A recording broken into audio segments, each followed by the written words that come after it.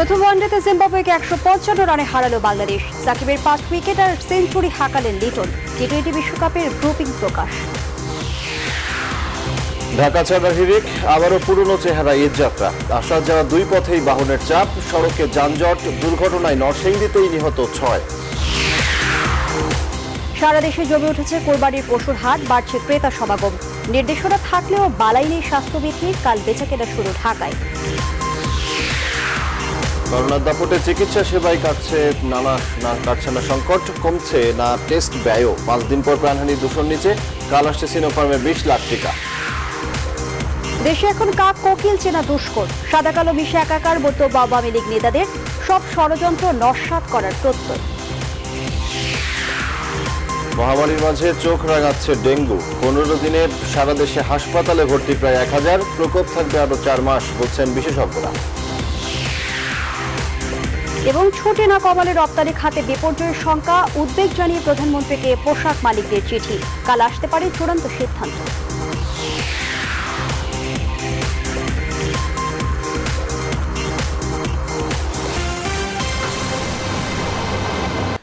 স্বাগত নিউজ 24 রাত 10টার সংবাদে। আপনাদের সঙ্গে আছি আমি সজল দাস এবং আমি ফারদাস জুই। শিরোনাম দেখছিলেন, এবারে বিস্তারিত। শুরুতেই খেলার খবর।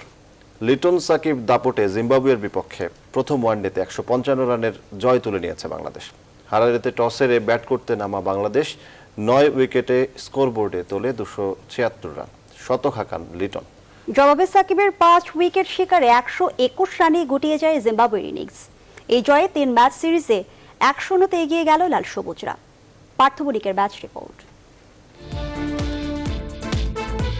টেস্ট জয় দিয়ে দীর্ঘ 1 মাসের জিম্বাবুয়ে সফর শুরু করে টাইগাররা। সে সময় অনেকের ধারণা ছিল সাদা পোশাকে জয়টা সহজে এলেও রঙিন পোশাকে হয়তো কাজটা ততটা সহজ হবে না। তবে সেই ধারণার ধারে কাছেও নিজেদের নিতে পারেনি জিম্বাবুয়ে। উল্টো 3 ম্যাচ ওয়ানডে সিরিজের প্রথমটিতে লাল সবুজদের কাছে অসহায় আত্মসমর্পণ করেছে স্বাগতিকরা।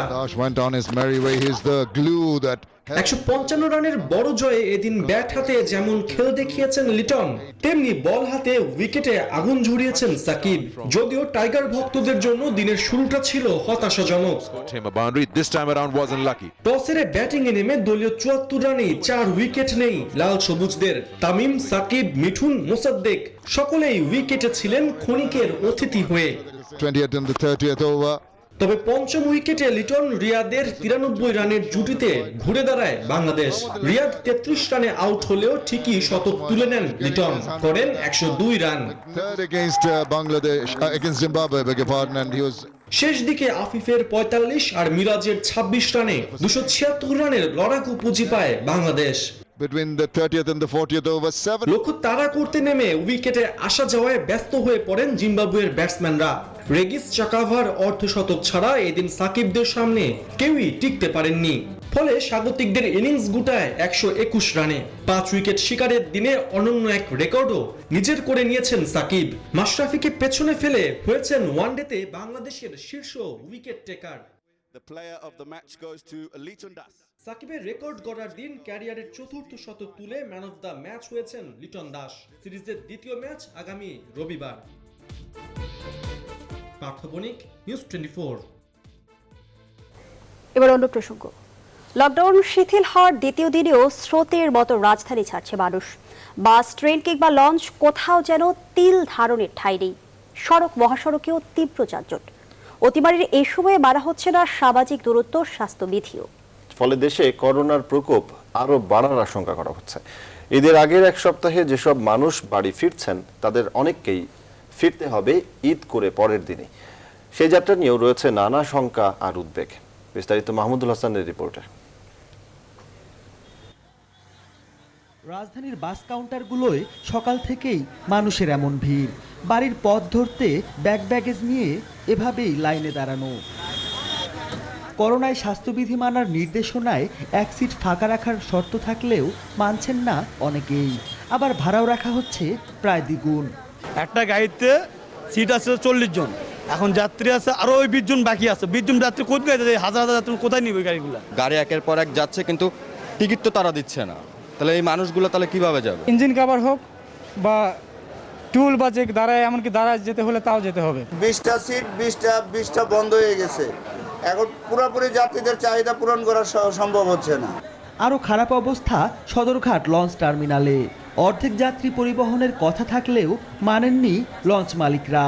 এমন ভিড় ঠেকাতে প্রশাসনের নজরদারিও চোখে পড়েনি। গাদাগাদি করে তাও যেতে হচ্ছে, যে নারীর টানে ঈদে তো বাড়ি ফেরা লাগবেই। মার্কস আমি ঘুমাইছিলাম তো, ঘুমের থেকে উঠছি এখন। আমাদের ধারণ ক্ষমতার অর্ধেক এখনো হয় না, আপনি গুনে দেখেন এখনো হয় না। তবে ট্রেন ছেড়েছে নির্ধারিত সূচি অনুযায়ী। যাত্রীদের ভোগান্তিও ছিল অনেকটাই কম। 18 জুন থেকে অনলাইনে কাটা যাবে ফেরার টিকিট। আশেপাশে ধরেন জয়দেবপুর যাবে, ওনারা টিকিট না কেটেই উঠে গেছে, উঠে যাওয়ার পরে পাশের সিটে এসে বসে আছে। আছে, ফ্যামিলি আছে, তো একটু যাইতে হবে, এই জন্য আত্মীয় স্বজন আছে, কষ্ট হইলেও যাইতে হবে। 5-10 মিনিট সেটা বিষয় না, সেটাকে লেট বলা হয় না, সেটা অপারেশনালের কারণে এরকম হয়ে থাকে। এখন পর্যন্ত আমাদের শিডিউল ঠিক আছে। অতিরিক্ত যানবাহনের চাপে ঢাকার বাহির পথগুলোয় ঘন্টার পর ঘন্টা দাঁড়িয়ে থাকছে যানবাহন। তাতে সৃষ্টি হয়েছে তীব্র যানজট। সাইনবোর্ড থেকে আস্তে আস্তে যে জায়গায় লাগে 1.5 ঘন্টা, আর এই জায়গায় আজকে 4 ঘন্টায় খিলগেট। অনেক জাম আছে, বসে থেকে আসতে হচ্ছে। ঈদ উদযাপনে অসংখ্য মানুষ ঢাকা ছাড়ছেন। ঈদের পরের দিনই আবার অনেককেই ফিরতে হবে রাজধানীতে। সে যাত্রায় ভোগান্তি কতটা হবে সে প্রশ্ন থেকেই যাচ্ছে। মাহমুদুল হাসান, নিউজ 24, ঢাকা। দর্শক, বাড়ি ফেরার খবর জানাতে সহকর্মী শফিকুল ইসলাম শামীম যুক্ত হচ্ছেন রাজবাড়ী থেকে। দৌলতদিয়া পাটুরিয়া ঘাটের খবর জানবো তার কাছ থেকে, সেই সাথে মহাসড়কে কি অবস্থা জানার চেষ্টা করব। সহকর্মী শফিকুল ইসলাম শামীম শুনতে পাচ্ছেন নিশ্চয়ই? কি অবস্থা দৌলতদিয়া পাটুরিয়া ফেরিঘাটে? মানুষ তো বাড়িমুখী হয়েছে, ঢাকা ছাড়ার চেষ্টা করছে অনেকেই। কি অবস্থা দেখছেন?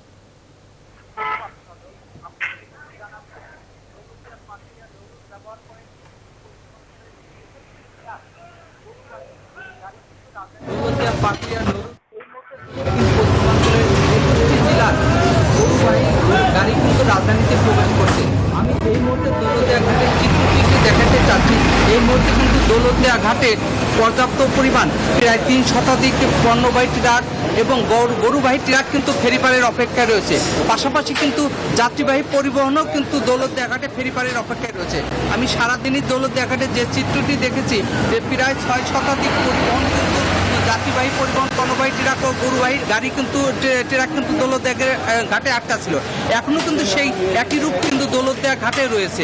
এরা কিন্তু সারা দিনই কিন্তু দৌলতদিয়া ঘাটে আটকা ছিল। যে অনেক গাড়ি পার হয়ে গেলেও পরবর্তীতে যে গাড়িগুলো আসে সেই গাড়িগুলো কিন্তু এখন দৌলতদিয়া ঘাটে ফেরিপারের অপেক্ষায় রয়েছে। রাতের চিত্র বাড়ার সাথে সাথে এই গাড়ির সংখ্যাটাও বৃদ্ধি পাবে।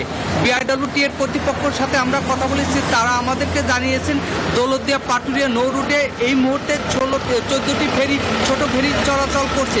যে কারণে দৌলতদিয়া ঘাটে পণ্যবাহী ট্রাকের পাশাপাশি গবাদি পশুর গাড়ির অতিরিক্ত চাপ হওয়ার কারণেই কিন্তু দৌলতদিয়া ঘাটে যাত্রীবাহী গাড়ির একটি চাপ আমরা দেখতে পাচ্ছি। তারাও কিন্তু এই জিনিসটি মনে করছেন। তবে এদের কিন্তু দুর্ভোগের মাত্রা বৃদ্ধি পেয়েছে বৃষ্টির কারণে। এখন কিন্তু যে বৃষ্টি হওয়ার কারণে কিন্তু এই সকল গবাদি পশুগুলি কিন্তু যারা নিয়ে যাচ্ছেন তারা কিন্তু চিন্তায় আছেন। কারণ বৃষ্টি এবং প্রচণ্ড মাঝে মধ্যে প্রচণ্ড গরমের মধ্যে কিন্তু গরুগুলি অসুস্থ হয়ে পড়ছেন। তাদের অভিযোগ যে দৌলতদিয়া ঘাটে এসে দীর্ঘ সময় অপেক্ষা করার কারণে কিন্তু গরুগুলি অসুস্থ হয়ে পড়ছে। তো অনেক গরু কিন্তু অসুস্থ হয়ে যাওয়ার ফলে ব্যবসায়ীরা দুশ্চিন্তায় রয়েছে। এই ছিল দৌলতদিয়া ঘাটের সর্বশেষ সংবাদ। আমি এখন চলে যাচ্ছি আমার আরেক সহকর্মী টাঙ্গাইলে রয়েছেন আতিকের কাছে। আতিক,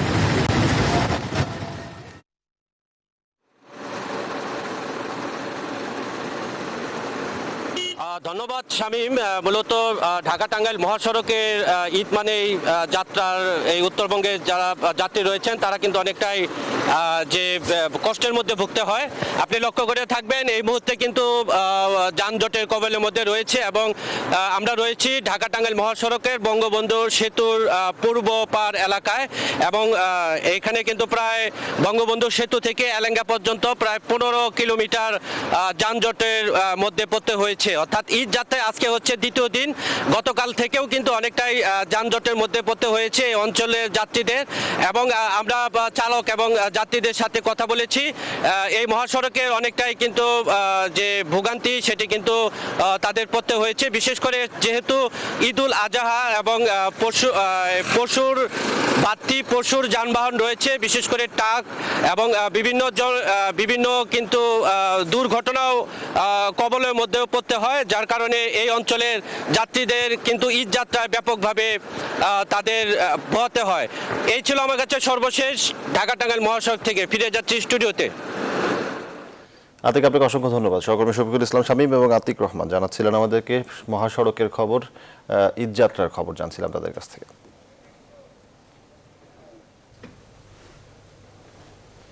সারা দেশে জমে উঠেছে কোরবানির পশুর হাট। পশু কেনা বেচায় ব্যস্ত সময় পার করছেন ক্রেতা বিক্রেতারা।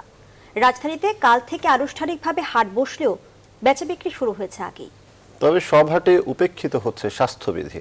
ঢাকার 2 সিটি কর্পোরেশন বলছে স্বাস্থ্যবিধি না মানলে ইজারা বাতিল সহ আইন অনুযায়ী ব্যবস্থা নেওয়া হবে।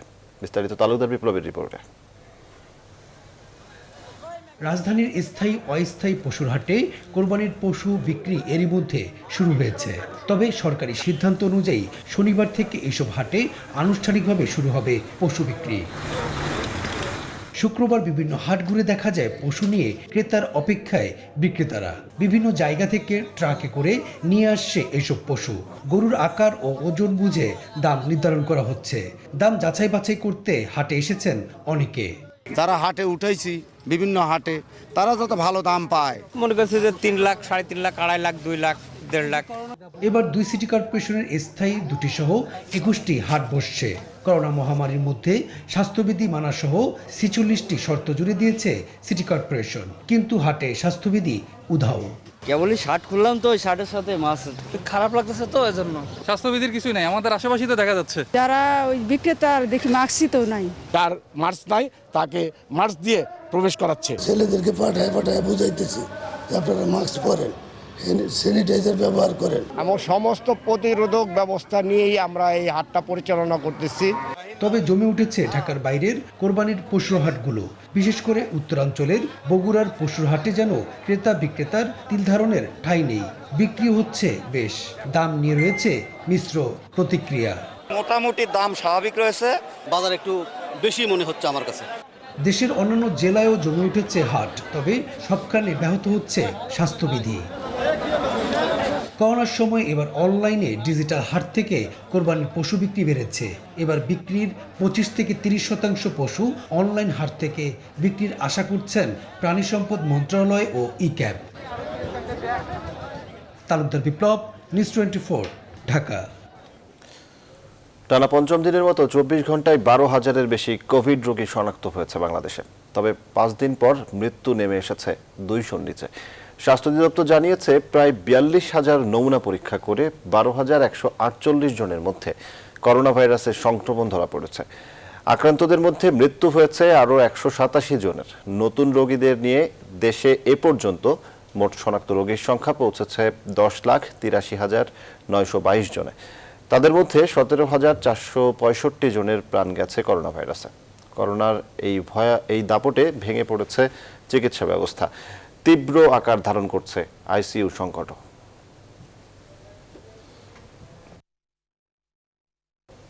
একজন রোগীর করোনা পরীক্ষায় সরকারের খরচ হয় 3,000 টাকা, আর গড়ে 500 টাকায় কেনা এক ডোজ টিকা প্রয়োগে রাষ্ট্রের ব্যয় আরও 2,500 টাকা। গণবিজ্ঞপ্তি দিয়ে সরকারি খরচের এমন তথ্য জানিয়েছে স্বাস্থ্য অধিদপ্তর। যদিও বিশেষজ্ঞরা এমন উচ্চ খরচে বিস্ময় প্রকাশ করেছেন, তবে স্বাস্থ্য অধিদপ্তরের মহাপরিচালক বলেছেন আনুষঙ্গিক খরচ মিলিয়ে এই হিসাব তৈরি করা হয়েছে। এদিকে কাল রাতে আসছে সিনোফার্মের 20 লাখ টিকা। আরেফিন শাকিল জানাচ্ছেন বিস্তারিত।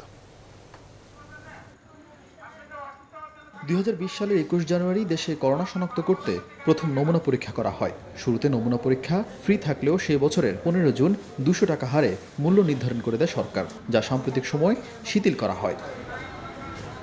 9 জুলাই স্বাস্থ্য অধিদপ্তর গণবিজ্ঞপ্তি দিয়ে জানায় এখন অবধি দেশে করোনা ভাইরাসের নমুনা পরীক্ষা হয়েছে 65,07,000-এর কাছাকাছি। প্রতি পরীক্ষায় সরকারের ব্যয় 3,000 টাকা করে, যা বেসরকারি হাসপাতালের খরচের সমান। গেল 7 ফেব্রুয়ারি থেকে বাংলাদেশে শুরু হয় অ্যাস্ট্রাজেনিকার টিকা প্রয়োগ। কিছুটা বিরতি দিয়ে এই সময়ের মধ্যে প্রয়োগ হয় কেনা ও উপহার মিলে কোটির বেশি টিকা। এখন পর্যন্ত প্রতি ডোজ $5 হিসেবে 70 লাখ কোভিডশিল্ড আর প্রতি ডোজ আনুমানিক $10 করে 31 লাখ সিনোফার্মের টিকা কেনা হয়েছে। সেই হিসাবে গড়ে প্রতি ডোজ টিকা কিনতে খরচ হয়েছে প্রায় 500 টাকার মতো। স্বাস্থ্য অধিদপ্তর বলছে প্রতি ডোজ টিকা কেনা থেকে প্রয়োগ পর্যন্ত তাদের মোট খরচ 3000 টাকা। এছাড়া চিকিৎসাধীন একজন করোনা রোগীর জন্য প্রতিদিন সরকারের 20,000 টাকা করে খরচ হয় বলে বিজ্ঞপ্তিতে জানানো হয়। বিশাল এ ব্যয়ের তালিকা দেখে প্রধানমন্ত্রীর ব্যক্তিগত চিকিৎসক অধ্যাপক এবিএম আব্দুল্লাহ বিস্ময় প্রকাশ করেন। জানান, এত ব্যয় হওয়ার কথা নয়। আমার মনে হয় এত খরচ বোধহয় হওয়ার কথা না, এটা বোধহয় কম হওয়া উচিত বলে আমার বিশ্বাস। কিন্তু আমাদের দুর্নীতি তো একটা ওপেন সিক্রেট হয়ে গেছে। ক্রয় বিক্রয় নিয়ে, এই জিনিসপত্র কেনা বেচা নিয়ে আমাদের বদনামটা কিন্তু সবচেয়ে বেশি। যা কিনে তার কয়েক গুণ হয়তো বিল করে। এ নিয়ে ক্যামেরার সামনে কথা বলতে রাজি হননি স্বাস্থ্য অধিদপ্তরের কোনো কর্মকর্তা। তবে টেলিফোনে অধিদপ্তরের মহাপরিচালক জানান, ব্যয়ের প্রত্যেকটি খাত রোববার সংবাদ সম্মেলনে প্রকাশ করা হবে। এটা শুধু টিকার দাম না, এটার ব্যাখ্যা দেওয়া হবে। এটা রোববার দিন আমাদের একটা প্রেস ব্রিফিং করে ব্যাখ্যাটা দেওয়া হবে। বিশ্ব স্বাস্থ্য সংস্থা, ইউনিসেফ ও ভ্যাকসিন অ্যালায়েন্সের যৌথ সমীক্ষা বলছে, করোনার প্রতি ডোজ টিকার মূল দামের সাথে আর 90% প্রয়োগ ব্যয় ধরতে হবে। অর্থাৎ এক ডোজের দাম 500 টাকা হলে প্রয়োগ ব্যয় আরও 450 টাকা। সব মিলিয়ে খরচ 950 টাকা। আরিফিন শাকিল, নিউজ 24, ঢাকা। দেশে এখন কাক কোকিল চেনা দুষ্কর। সাদা কালো মিশে একাকার হয়ে ষড়যন্ত্রে লিপ্ত। সব ষড়যন্ত্র নস্যাৎ করে দেয়া হবে। আওয়ামী লীগ সভাপতি শেখ হাসিনার কারাবন্দী দিবস উপলক্ষে আয়োজিত আলোচনা সভায় এসব কথা বলেন দলের সিনিয়র নেতারা। বলেন, 111-এর ষড়যন্ত্র এখনো চললেও সফল হবে না। আরো জানাচ্ছেন সজল দাস। শুক্রবার বঙ্গবন্ধু অ্যাভিনিউয়ে ঢাকা মহানগর দক্ষিণ আওয়ামী লীগ আয়োজিত শেখ হাসিনার কারাবন্দী দিবস উপলক্ষে এই আলোচনা সভা। নিজ বাসভবন থেকে সভায় ভার্চুয়ালি যুক্ত হন আওয়ামী লীগের সাধারণ সম্পাদক ওবায়দুল কাদের। বক্তব্যে আওয়ামী লীগ নেতারা 111-এর সেই সময়ে নানা প্রেক্ষাপট তুলে ধরে আওয়ামী লীগ নেতাকর্মীদের ত্যাগ স্বীকারের কথা উল্লেখ করেন। আওয়ামী লীগের নেতাকর্মীরা গণতন্ত্রের অতন্ত্র প্রহরী ছিল। আগামী দিনেও ইনশাল্লাহ আওয়ামী লীগের নেতাকর্মীরাই গণতন্ত্রের অতন্ত্র প্রহরী থাকবে। আজকে জয়রা নয় অনেকে বাদাম দেয়, কিন্তু সেদিন উজানে নাও ঠেলছে এই কর্মীবৃন্দ, এই নেতৃবৃন্দ যারা সেদিন শেখ হাসিনার পিছনে কাতারবন্দি ছিল। বর্তমান রাজনীতির প্রেক্ষাপট তুলে ধরে আওয়ামী লীগ নেতারা বলেন, দেশে এখন কাক কোকিল চেনা দুষ্কর। সাদা কালো মিলে ষড়যন্ত্র হচ্ছে। এই বাংলাদেশে কাক ও কোকিল চেনা বড় দুষ্কর। সাদা আর কালো মিলেমিশে একাকার হয়ে গেছে। বন্ধু এবং শত্রুকে আমরা কিন্তু চিহ্নিত করতে পারছি না। সামনে যত ষড়যন্ত্রই থাক, ষড়যন্ত্রের জাল ছিন্ন ভিন্ন করে আমরা এগিয়ে যাব। আওয়ামী লীগের ত্যাগী পরীক্ষিত যারা রাজপথের নেতৃত্ব দানকারী নেতৃত্বকে শূন্য করার জন্য সেই দিন প্রথমে তাদের উপর আঘাত হানা হয়েছিল এবং তাদের লক্ষ্যটাই ছিল আলটিমেটলি বিরাজনীকরণ একটা প্রক্রিয়া শুরু করা। খুনি মুস্তাকদের প্রেতাত্মা এখনো আমাদের মাঝে আছে কিনা তাদেরকে কিন্তু আমাদের খুঁজে বেড়াতে হবে। সভায় প্রধান অতিথি ওবায়দুল কাদের বলেন, 111-এর এখনো রঙিন খোয়াব দেখছেন। সেই রঙিন খোয়াব বাংলাদেশে আর কোনোদিনও সফল হবে না। আওয়ামী লীগের শেকড় মাটির অনেক গভীরে বলেও উল্লেখ করেন দলের সাধারণ সম্পাদক। সজল দাস, নিউজ 24, ঢাকা। মহামারী করোনার মধ্যেই রাজধানীতে বাড়ছে ডেঙ্গুর প্রকোপ। স্বাস্থ্য অধিদপ্তরের তথ্য বলছে, প্রতিদিনই বিভিন্ন হাসপাতালে রোগী ভর্তি হচ্ছেন। গেল 15 দিনেই আক্রান্ত হয়েছেন 623 জন। ডেঙ্গু রোগীর 97%ই রাজধানীর। বিশেষজ্ঞরা বলছেন, এই প্রকোপ থাকবে 3-4 মাস।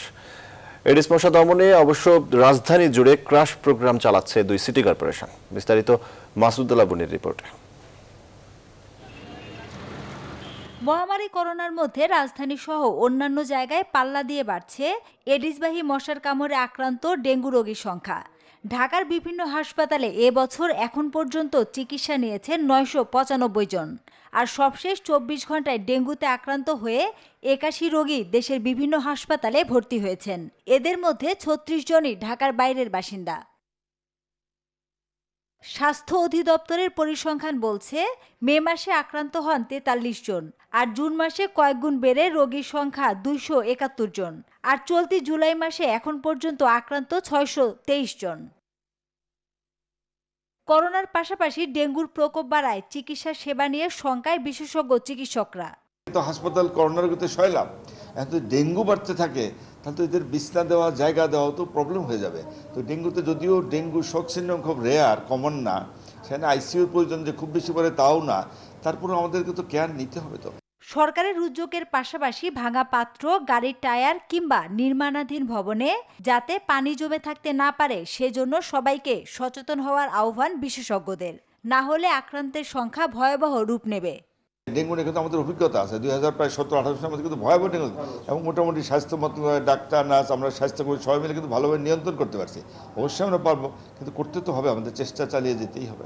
ডেঙ্গু নিধনে রাজধানী জুড়ে ক্রাশ প্রোগ্রাম চালাচ্ছে ঢাকার 2 city corporation. Masuda Laboni, news 24, Dhaka. Technocrat কোটায় পরিকল্পনা প্রতিমন্ত্রী হিসেবে শপথ নিতে যাচ্ছেন পরিকল্পনা কমিশনের সদ্য সাবেক সদস্য ডক্টর শামসুল আলম। আগামী রোববার সন্ধ্যায় প্রতিমন্ত্রী হিসেবে শপথ নিতে পারেন। বাংলাদেশ কৃষি বিশ্ববিদ্যালয়ের সাবেক শিক্ষক অধ্যাপক ডক্টর শামসুল আলম 35 বছরের অধ্যাপনা শেষে 2009 সালের 1 জুলাই পরিকল্পনা কমিশনের সদস্য হিসেবে যোগদান করেন। সিনিয়র সচিব পদে দীর্ঘ 1 যুগ চুক্তিভিত্তিক দায়িত্ব পালন করেছেন। গেল 30 জুন তার সবশেষ চুক্তির মেয়াদ শেষ হয়েছে।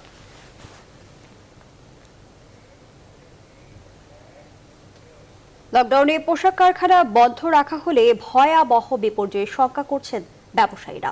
ছুটি পেয়ে শ্রমিকরা গ্রামে গেলে সংক্রমণ আরও বাড়বে বলে আশঙ্কা তাদের। অন্যদিকে টানা বন্ধে বহু রপ্তানি আদেশ বাতিল কিংবা প্রত্যাহার হবে বলেও শঙ্কা। এজন্য প্রাথমিক নেয়া এই সিদ্ধান্ত প্রত্যাহার করতে প্রধানমন্ত্রীর কাছে চিঠি দিয়েছে বিজিএমইএ, বিকেএমইএ সহ পোশাক রপ্তানির 5 সংগঠন। সুলতান আহমেদ জানাচ্ছেন বিস্তারিত।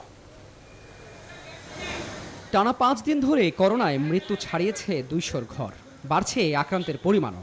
এমন বাস্তবতায় ধাপে ধাপে লকডাউন দিয়ে সংক্রমণ নিয়ন্ত্রণের চেষ্টাও করছে সরকার। সম্প্রতি লকডাউনেও অর্থনীতির কথা মাথায় রেখে পোশাক কারখানা চালু ছিল, তবে ঈদের পরের লকডাউনে পোশাক কারখানাও বন্ধ রাখার কথা জানিয়েছে সরকার। পোশাক ব্যবসায়ীরা এমন সিদ্ধান্তে হতাশ। তারা বলছেন, লকডাউনে পোশাক কারখানা চালু থাকলে নিয়মের মধ্যে থাকেন শ্রমিকরা। কারখানা আর বাসা এর বাইরে তেমন যাতায়াত নেই বলে সংক্রমণের হারও সবচেয়ে কম এই খাতে। অন্যদিকে ইউরোপ আমেরিকার পরিস্থিতি উন্নতি হচ্ছে, রপ্তানি আদেশও বেশ ভালো। এ পরিস্থিতিতে দীর্ঘদিন কারখানা বন্ধ রাখা হলে সব দিকেই লোকসান দেখছেন পোশাক মালিকরা। এখন ইউরোপ আমেরিকা সব জায়গা খুলে গিয়েছে এবং বায়াররা এখন প্রচণ্ড চাপ দিচ্ছে আমাদেরকে, যাতে দ্রুততার সাথে আমরা মালগুলো তাদেরকে শিপমেন্ট করি। এইরকম একটা পরিস্থিতিতে যদি এই অবস্থা হয় তখন একটা নেগেটিভ ইম্প্যাক্ট হতে পারে। সরকার যে সিদ্ধান্ত নেবে আমরা সেটাই করব। লকডাউনে কারখানা চালু রাখতে প্রধানমন্ত্রী শেখ হাসিনার কাছে চিঠি দিয়েছে পোশাক রপ্তানির সাথে জড়িত 5 সংগঠন। বৃহস্পতিবার মন্ত্রিপরিষদ সচিবের সাথে দেখা করে চিঠি পৌঁছে দেয় তারা। চিঠিতে সমাপ্ত জুন মাসে রপ্তানি প্রবৃদ্ধি প্রায় 28% হয়েছে উল্লেখ করে বলা হয়েছে সময়টা এখন ঘুরে দাঁড়ানোর। এ অবস্থায় 18 থেকে 20 দিন কারখানা বন্ধ রাখা হলে বড়দিন, লেট সামার, ক্রিসমাসের অর্ডার অন্য দেশে চলে যাওয়ার আশঙ্কা রয়েছে। এতে দেউলিয়া হয়ে পড়তে পারে ছোট ছোট উদ্যোক্তারা। ঈদের ছুটিটাকে সংক্ষিপ্ত করে যত দ্রুত সম্ভব ফ্যাক্টরি খুলে দেওয়া, কলকারখানা খুলে দেওয়া এবং আমাদের উৎপাদন অব্যাহত রাখা, এবং এই অর্ডারগুলি যদি আমাদের এয়ার শিপমেন্ট করতে হয় পরবর্তীতে 6 মাসে আমরা এইটাকে সেটেল করতে আমরা ব্যর্থ হব। ওয়ার্কাররা বিচ্ছিন্নভাবে বিভিন্ন এলাকাতে ছড়িয়ে ছিটিয়ে পড়বে এবং তারা উত্তরবঙ্গ থেকে দক্ষিণবঙ্গ পর্যন্ত তারা যোগাযোগ করা বা যাওয়া আসার চেষ্টা করবে।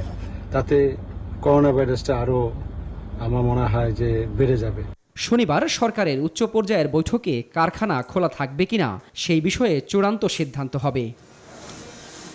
সুলতান আহমেদ, নিউজ 24, ঢাকা।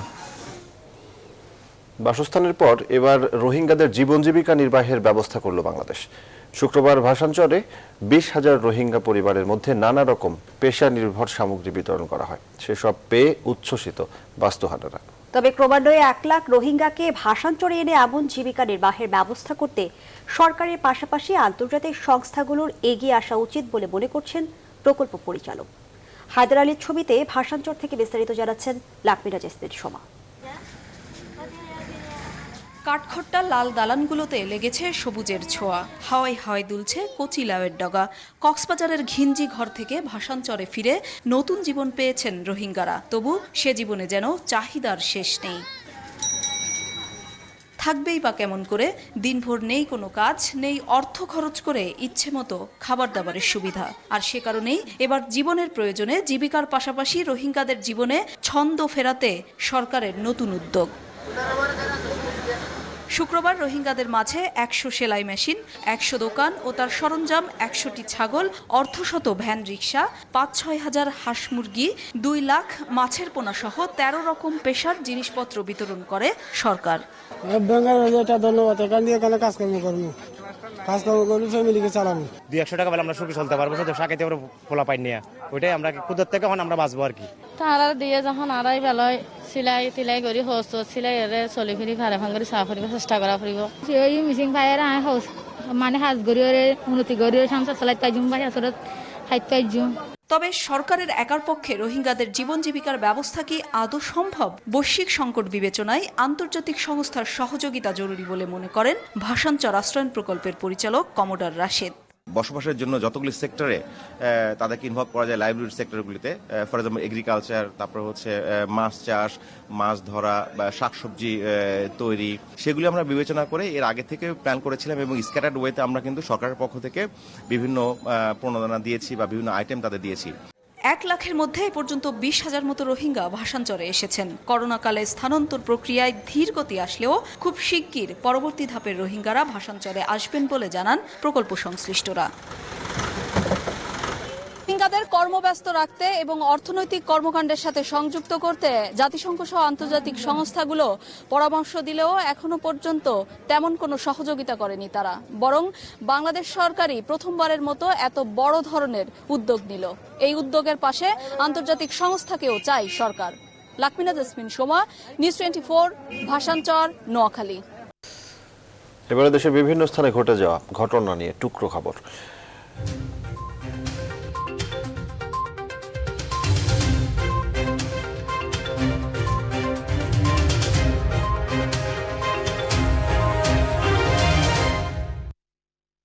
নরসিংদীতে ট্রাক ও লেগুনার মুখোমুখি সংঘর্ষে ৬ জন নিহত হয়েছেন, আহত হয়েছেন আরও ৫ জন।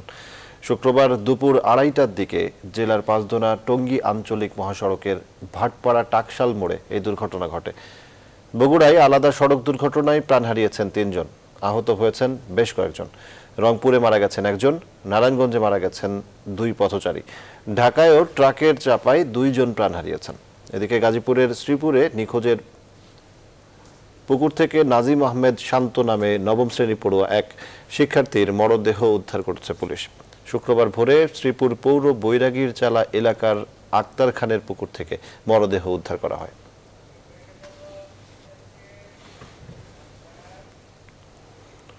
রংপুরে আরো ১৫০০ অসহায়, দুস্থ, প্রতিবন্ধী ও দরিদ্র মানুষের মানবিক সহায়তা তুলে দিল দেশের শীর্ষ ব্যবসা প্রতিষ্ঠান বসুন্ধরা গ্রুপ। কালের কণ্ঠ শুভ সংঘের আয়োজনে শুক্রবার জেলার কাউনিয়া, পীরগাছা, গঙ্গাচড়া উপজেলা সহ 5টি স্থানে এই ১৫০০ অসহায় মানুষের হাতে তুলে দেয়া হয় এই সহায়তা পেয়ে আবেগ আপ্লুত হয়ে পড়েন হতদরিদ্র এসব মানুষ। মহাসংকটে খাদ্য সহায়তা হাতে পেয়ে তাদের চোখে মুখে বইছিল আনন্দধারা।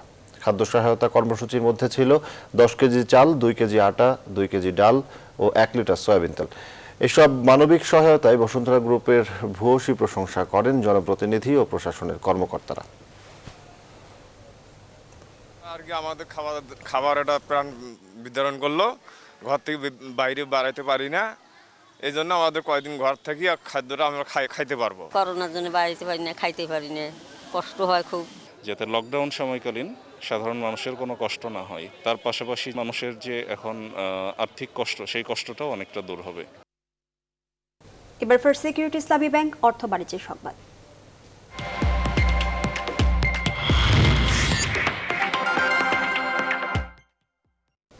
করোনা পরিস্থিতি নিয়ন্ত্রণে এলেই দেশের কলকারখানা পরিদর্শন শুরু হবে বলে জানিয়েছেন প্রধানমন্ত্রী বেসরকারি শিল্প ও বিনিয়োগ উপদেষ্টা সালমান এফ রহমান। কারখানাগুলোর নিরাপত্তা নিশ্চিতে প্রয়োজনে নতুন আইন করে পরিদর্শন সংস্থা গড়ে তোলা হবে বলেও জানান তিনি। শুক্রবার সকালে শিল্প কারখানায় নিরাপদ কর্মপরিবেশ নিশ্চিত করতে গঠিত 24 সদস্যের কমিটির পক্ষ থেকে অনলাইন সংবাদ সম্মেলনে এসব কর্ম পরিকল্পনা তুলে ধরা হয়। এ সময় বিনিয়োগ উন্নয়ন কর্তৃপক্ষ বিডার নির্বাহী চেয়ারম্যান মোহাম্মদ সিরাজুল ইসলাম জানান, পরিদর্শন ফলপ্রসূ করতে পর্যাপ্ত জনবলের ঘাটতি রয়েছে, যা নিশ্চিত করা প্রয়োজন। আইডেন্টিফাই করার কি সেই কারখানাটা কি কমপ্লায়েন্ট নাকি ওখানে কাজ করতে হবে, কতটুকু কমপ্লায়েন্ট, এই হবে আমাদের স্বল্প মেয়াদিতে আমাদের কাজ আমরা শুরু করতে চাই। আর আমরা প্রত্যেকটা ডিস্ট্রিক্টে এই কাজটা আমরা শুরু করব। কমপ্লায়েন্স করতেই হবে এবং এরপরে যখন আমরা একটা রিকমেন্ডেশন নিশ্চয়ই যাবে, রিকমেন্ডেশন অনুযায়ী সরকার নিশ্চয়ই ডিসিশন নিবে। আমরা ইমিডিয়েটলি কি করা যায়, কিভাবে করা যায়, এই বিষয়গুলি সিদ্ধান্ত নিতে হবে আমাদের। কারণ ইন্সপেকশন করতে গেলে আমি বললাম 5 জন নিয়ে যে চলেন ইন্সপেকশন করি, তাহলে তো হবে না। এবার আন্তর্জাতিক প্রসঙ্গ। ভয়াবহ বন্যায় বিপর্যস্ত ইউরোপ। বুধবার থেকে টানা ভারী বৃষ্টিতে পশ্চিমাঞ্চলে ব্যাপক বন্যা পরিস্থিতির সৃষ্টি হয়েছে। এরই মধ্যে জার্মানি ও বেলজিয়ামে প্রাণহানি হয়েছে 120 জনের। নিখোঁজ রয়েছেন অনেক মানুষ। হতাহতের সংখ্যা আরও বাড়তে পারে বলে আশঙ্কা করা হচ্ছে। এদিকে ভবিষ্যতে বিশ্বকে আরও চরম আবহাওয়ার জন্য প্রস্তুত থাকতে হবে বলে সতর্কবার্তা দিচ্ছেন জলবায়ু বিজ্ঞানীরা। আসন্ন টি-20 বিশ্বকাপের গ্রুপিং প্রকাশ করেছে আন্তর্জাতিক ক্রিকেট কাউন্সিল আইসিসি। বিশ্বকাপের মূল পর্বে অংশ নিতে বাংলাদেশকে খেলতে হবে প্রথম রাউন্ড। এই রাউন্ডে বি গ্রুপে বাংলাদেশ প্রতিপক্ষ হিসেবে পেয়েছে স্কটল্যান্ড, পাপুয়া নিউগিনি ও ওমানকে। আর এই গ্রুপে শ্রীলঙ্কার সঙ্গে রয়েছে নেদারল্যান্ডস, নামিবিয়া ও আয়ারল্যান্ড। খেলার সূচি এখনও চূড়ান্ত করেনি আইসিসি। এদিকে সুপার 12-এ গ্রুপ 1-এ রয়েছে ইংল্যান্ড, অস্ট্রেলিয়া, দক্ষিণ আফ্রিকা ও ওয়েস্ট ইন্ডিজ। আর গ্রুপ 2-এ রয়েছে ভারত, পাকিস্তান, নিউজিল্যান্ড ও আফগানিস্তান। প্রথম রাউন্ডের গ্রুপ চ্যাম্পিয়ন হতে পারলে সুপার 12-তে বাংলাদেশ দল সুযোগ পাবে গ্রুপ 2-এ। আগামী অক্টোবর-নভেম্বরে সংযুক্ত আরব আমিরাত ও ওমানে হবে টি-20 বিশ্বকাপ।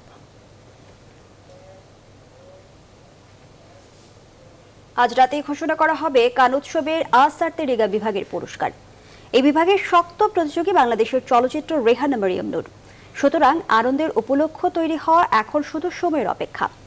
বাংলাদেশের সিনেমার ইতিহাসে সবচেয়ে বড় পুরস্কার প্রাপ্তি হতে পারে আজ। জানা যাবে আনসার্টেন রিগার্ড বিভাগে কারা পাচ্ছেন পুরস্কার। আব্দুল্লাহ মোহাম্মদ সাদ নির্দেশিত রেহানা মারিয়াম নূরে মুখ্য চরিত্রে অভিনয় করেছেন আজমেরি হক বাঁধন।